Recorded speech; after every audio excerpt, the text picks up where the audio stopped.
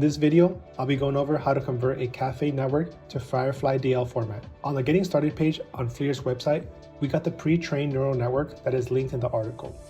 As you can see, we have the SSD folder on the desktop.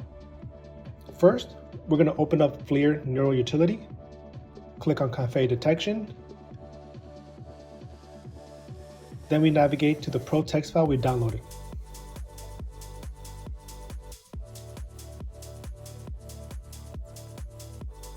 Same thing for the Cafe mobile file.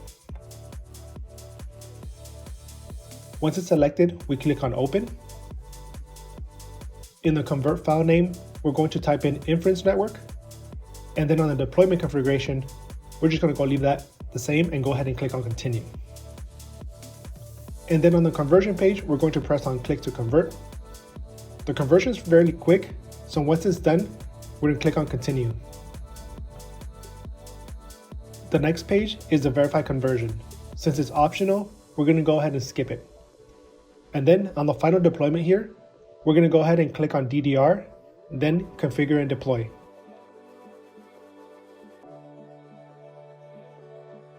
Now that that's done, we have a successful deployment and the camera is now ready to start inferencing. Let's go ahead and open up Spin View.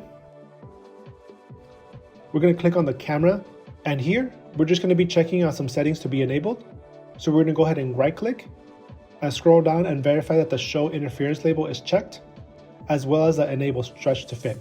Next, we're going to go to configure interference label. We're going to click on browse, go into the SSD folder, and then click on the retrain label detection text document. Once it's selected, we're going to click on open, and then we're going to hit apply. Now we can go ahead and start the camera stream. Currently the camera is viewing a video display, and from here you can see multiple objects being detected, with each object having a class confidence value and a bounding box associated with it.